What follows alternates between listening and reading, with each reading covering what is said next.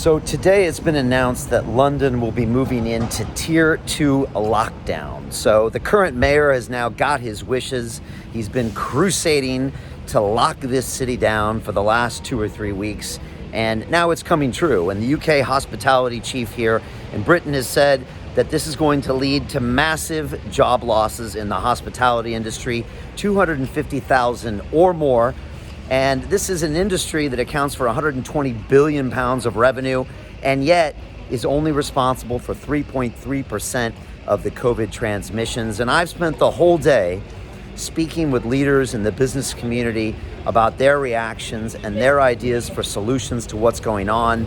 First, I spoke with former Member of Parliament Greg Mulholland, who runs the British Pub Confederacy, and he is just up in arms about the fact that our great British institution, the pub, one of our greatest exports, right up there with the Queen and the red buses you see behind me, they're being decimated by these draconian lockdowns that are punishing a sector that is actually known for their cleanliness, that is known for their compliance with all the different COVID restrictions, and yet they are being slowly locked down and shut down throughout the country and giving no furlough support. The job retention scheme gives them 66%, which is basically a recipe for bankruptcy. And he was very troubled by the latest measures, including those in London, because Tier 2 in London means that you cannot meet friends in a pub.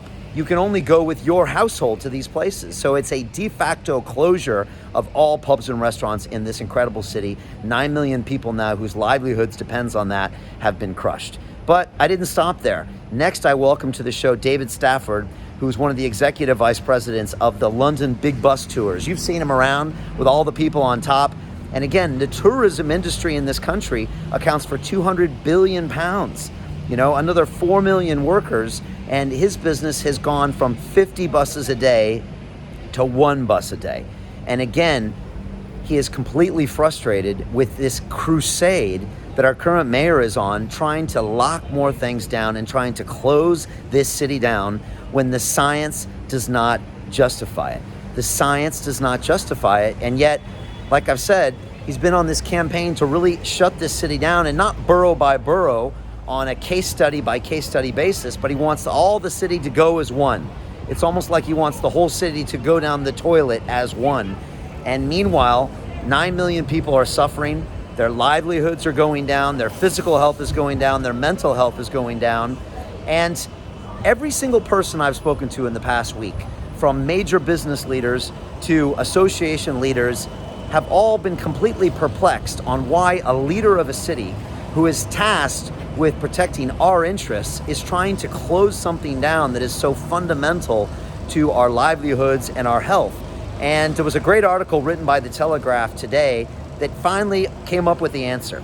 And it said that our current mayor has been on a quote-unquote crusade for this lockdown, and he calls it cynical politics. And he says this is the reason. He's trying to get reelected in 6 months, which we know isn't going to happen, but this is the way he stays relevant. And when the economy goes into the toilet in the next 6 months, he'll say 2 things. First of all, that the government didn't act soon enough, and second of all, he'll ask for another bailout, which is added to the 5 billion pounds he's asked for TfL, the 20 billion pounds that he's asked for affordable housing, but he will cause himself in the right. And so as opposed to the mayors of Liverpool, who is standing up for his city, who is fighting for the workers there and the livelihood of his citizens, same with the mayor of Newcastle, same with the mayor of Sheffield, our mayor is saying, no, let's please lock us down. Let's shut this city down. Let's close it down, because that way I'll get my bailout next year and I can point the finger at someone else and I'll get elected and elected and elected. And the more I understand about this politics game, the more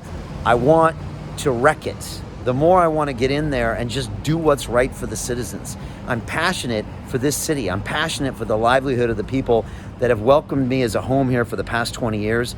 And I'm an entrepreneur myself. And I understand that the point of a city is the business. The point of a city is our livelihoods. That's why we all move together as one. And we need a leader that looks out for us, that promises science-based decision-making and a proportional response to the virus. We need someone leading from the front to get London back to work. And this is what I will do in May as the next mayor of London. I'm so passionate about this. I see it every single day. I see the pain on these people's faces, and enough is enough. Stop this madness. I've never seen such illogical behavior, but it's starting to make sense now that I understand the political machine. I appreciate all of your support. A lot of people are saying, Brian, the political machine will never allow you in, etc., etc. Just watch us. Together, we are going to make the changes the city needs. And by London leading the way, other cities will see that the political machine can be stopped, and we can start making decisions that are based in your interests, the citizens. That's who the mayor serves, not himself. He serves the people. And that's what I'm going to do when I get in there, and we're going to make some incredible changes. And I look forward to getting London back to work, putting London's health first, making science-based decisions, and making this city the greatest city in the world, which it is, and it used to be, but it no longer is because of poor decision-making by our so-called leaders and their vested interests and their corporate lobbyists and all the nonsense that goes behind the scenes that I want nothing to do with. So those are my thoughts. I appreciate you. And again, if you want to learn more about my policies and my plans to be your next mayor, you can go to brian4mayor.london. All the information is there.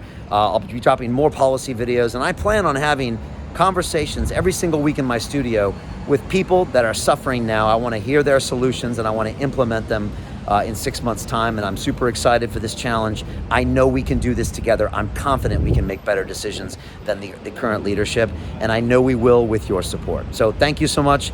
Looking forward to it, to taking this city in a new direction.